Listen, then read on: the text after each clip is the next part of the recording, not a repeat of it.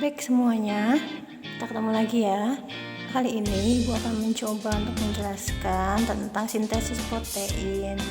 Seperti yang sudah kalian ketahui, sintesis protein itu terdiri dari dua tahap besar, yaitu transkripsi dan translasi. Ayo kita lihat dulu yang tahap pertama ya, tahap transkripsi.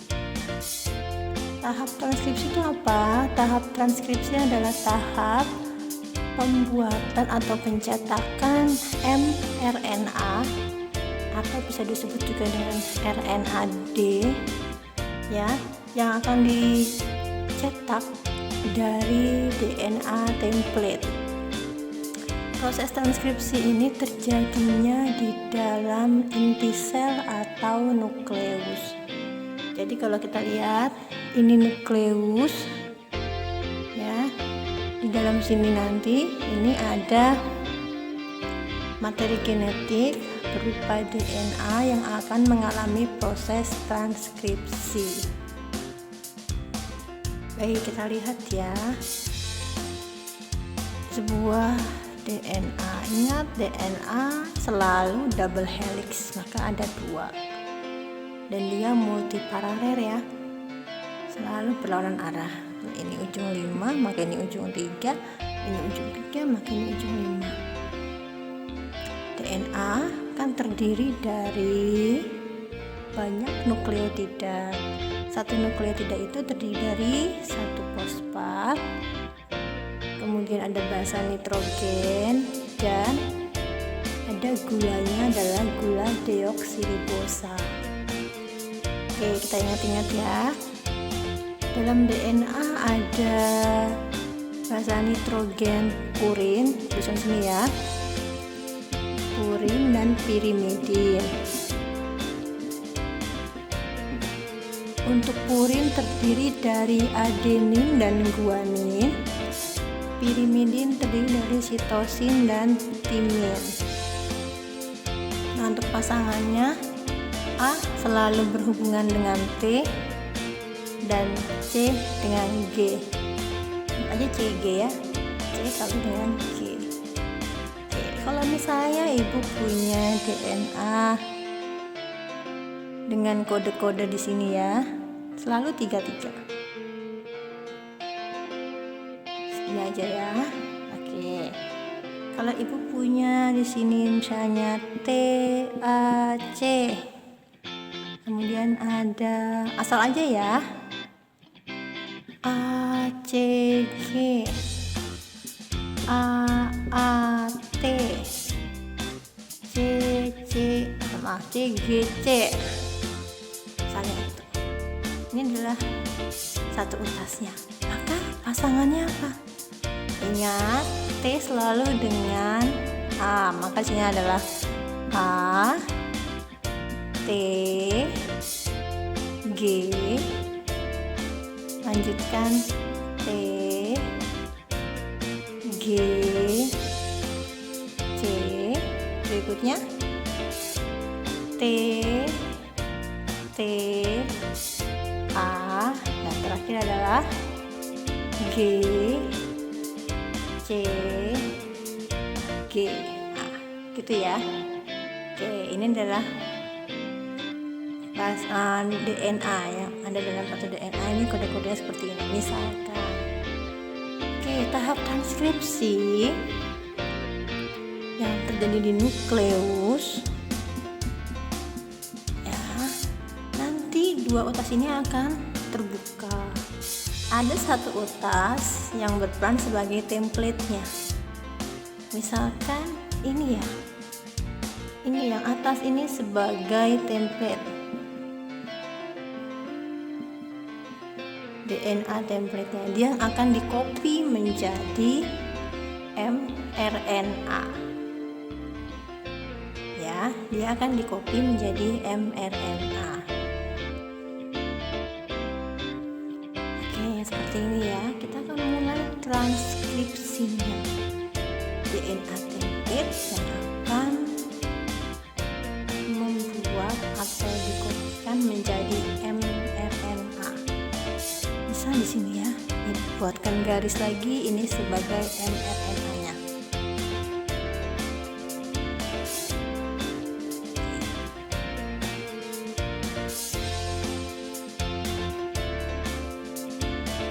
Ingat ya, DNA dengan RNA itu ada perbedaan dalam basa nitrogennya. Kalau DNA punya basa timin, kalau RNA tidak punya timin, dia punyanya adalah urasil. Ya, maka T yang di DNA diganti menjadi U untuk RNA. Coba ya. Mari kita buat kopinya, membuat mRNA dari DNA template ini. T berpasangan dengan apa? A. Kemudian A berpasangan dengan T, tapi ingat RNA tidak punya T, maka dia menjadi U. C dengan G. Oke, teruskan ya. A dengan U, ini menjadi G, dan ini C. Ini U, A, G, C, G. Cek dulu sebentar. Ya, betul ya. Inilah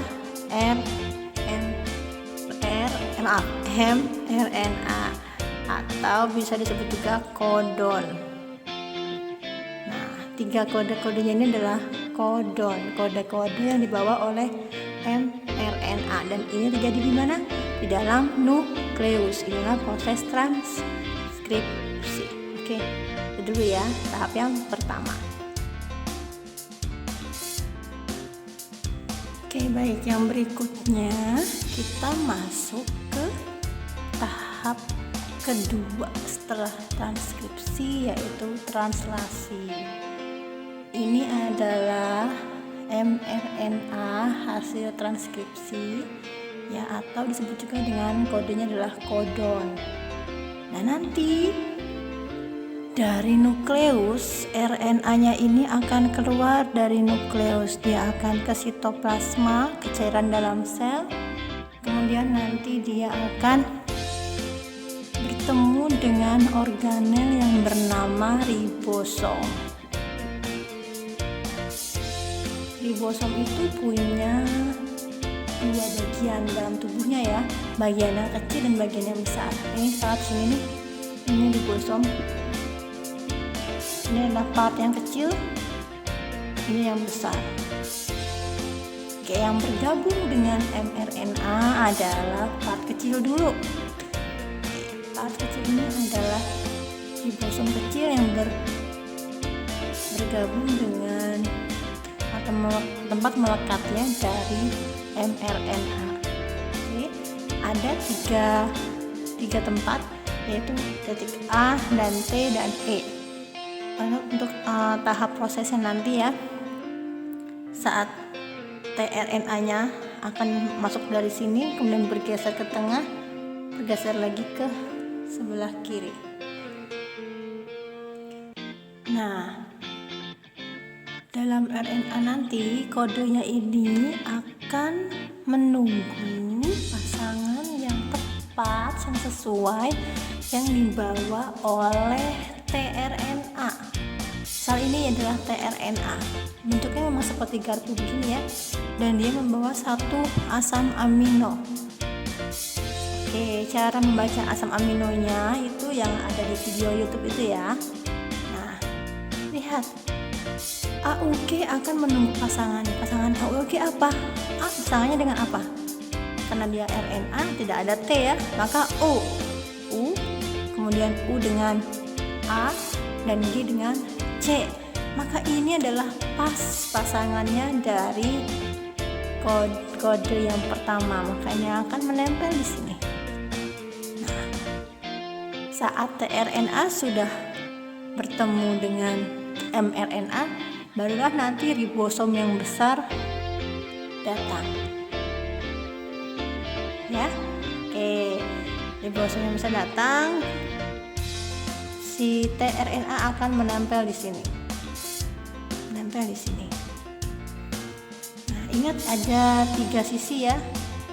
Satu sisi A, sisi T, sisi E. Nah, dia akan datang dulu di sini. Ya, dia akan datang dulu lalu dia akan bergeser ke sana. Nah, ini metioninnya sudah menempel di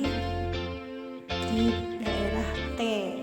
Nah, dia menunggu tRNA untuk kode yang berikutnya. Kode berikutnya dari kodonnya adalah UGU. Maka dia menunggu apa kode yang tRNA bawa? Menunggu A, C, A. Pasangan dari U apa? A. Pasangan dari Q apa? C. Pasangan dari U apa? A. Ya, dia akan menempel lagi di sisi A, kemudian akan bergeser. Ini juga membawa satu asam amino. Dan kemudian bergeser lagi ke kodon yang berikutnya, yaitu UUA. UUA akan menunggu pasangannya, yaitu AAU. Ya, nanti akan nempel lagi di sisi yang A dan bergeser ke T, lalu terlepas di E. Oh ya, sebelumnya tadi untuk memulai tahap translasi harus dimulai dari codon start. Ya, dari codon start. Ya, yaitu A, U, G. Dan akan diakhiri dengan codon stop. Dan menuju sampai ke codon berikutnya yaitu GCG. Menunggu pasangannya yaitu CGC. Ya, dan akan pindah lagi ke sana. Maka ini adalah asam amino yang terbentuk. Nah, yang terbentuk seperti ini. Metionin paling atas, kemudian disusun dengan asam amino yang lain di bawahnya berikutnya sampai ke codon stop. Dengan adanya codon stop, maka akan menghentikan proses translasi. Ini akan berhenti, ini akan terlepas. Nah, sehingga dia akan membentuk sebuah protein. Oke, untuk latihan coba Ibu mau tanyakan kepada kalian ya, apa sih asam amino yang ada di sini? Oke, coba dulu untuk dijawab sendiri ya. Kita akan cek di pertemuan berikutnya. Oke, selamat belajar. Terima kasih.